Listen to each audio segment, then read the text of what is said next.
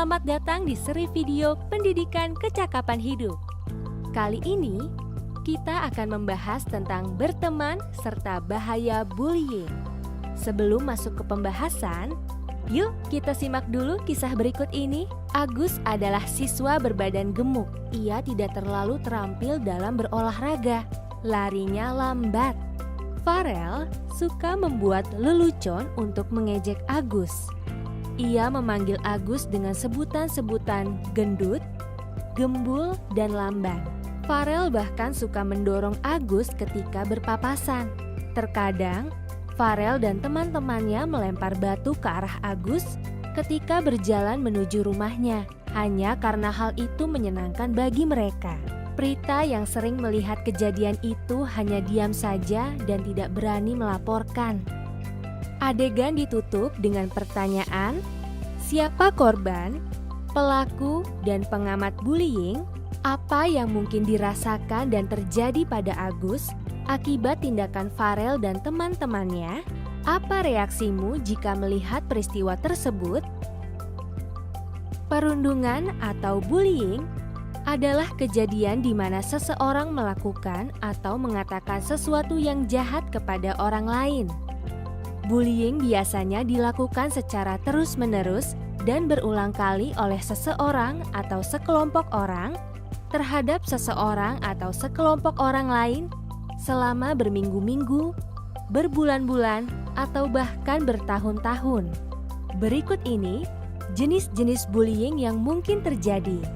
Verbal atau lisan, yakni mengejek dan mengata-ngatai seseorang. Fisik, yakni menyakiti seseorang secara fisik, merusak atau mencuri barang. Sikap atau gerakan tubuh yang vulgar dan tidak sopan. Sosial atau relasional, yakni merusak hubungan sosial melalui pengucilan, berbohong, atau menyebarkan gosip. Mengancam, yakni membuat seseorang merasa takut, terintimidasi, atau membuat mereka melakukan hal-hal secara terpaksa. Cyberbullying, yakni bullying melalui internet, telepon seluler, atau teknologi-teknologi lainnya. Untuk mengganggu, mengancam, mempermalukan, atau menyasar orang lain. Contoh cyberbullying termasuk mengirimkan email, pesan singkat, komentar, atau posting yang menyakitkan, menghacking akun email atau media sosial seseorang, meniru orang lain secara online, dan sebagainya. Terakhir, bullying secara seksual, yakni sentuhan yang tidak diinginkan, komentar atau perilaku seksual, termasuk berkomentar tentang seksualitas atau orientasi seksual orang lain. Agar tidak menjadi pelaku bullying, kita harus mampu berempati. Ini adalah kemampuan untuk memahami apa yang mungkin dirasakan oleh orang lain. Kita dapat berempati untuk memahami bagaimana korban bullying mungkin merasakan sesuatu. Kita juga dapat berempati untuk memahami awal dari mengapa orang-orang membuli orang lain.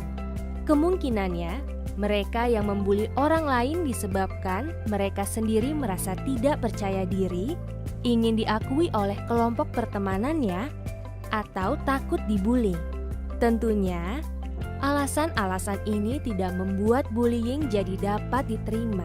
Kita harus mencari cara-cara yang lebih positif untuk menyalurkan emosi-emosi negatif kita. Bullying berdampak sangat buruk pada korban, di antaranya kesedihan dan suasana hati yang berubah-ubah, kurangnya rasa percaya diri, menjadi pribadi yang tertutup, kurangnya pencapaian dan keinginan untuk belajar, keinginan untuk pindah ke sekolah lain, depresi, berpotensi tinggi untuk membuli orang lain, menyakiti diri sendiri atau orang lain, bahkan bunuh diri. Selain itu, bullying juga dapat berdampak pada tingkatan sekolah, seperti mempengaruhi hasil-hasil pembelajaran dan tingkat daya ingat seluruh siswa-siswi di sekolah, atau menyebabkan perkelahian antar sekolah. Untuk lebih memahami soal bullying, coba kamu dan teman-temanmu diskusikan kasus berikut ini. Ira dan teman-temannya merasa senang membuli seorang remaja perempuan dari sekolah lain bernama Sarah melalui media sosial.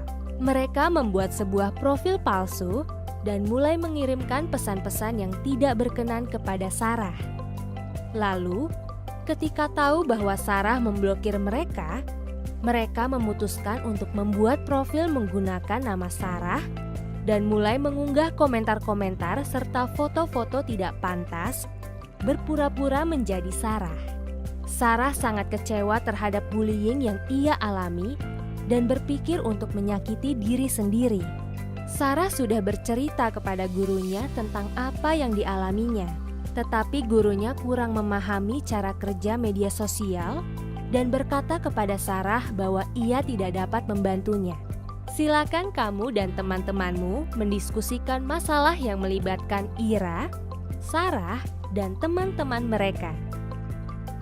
Semoga video pendek ini dapat membantu kita semua untuk terhindar dari perilaku bullying, serta dapat menjalin pertemanan dengan baik dan sehat. Kalau kamu merasakan, mengalami, atau menyaksikan bullying, ingatlah untuk melaporkannya ke orang dewasa yang kamu percaya. Atau hubungi telepon pelayanan sosial anak TPSA di 1500771. Sampai jumpa!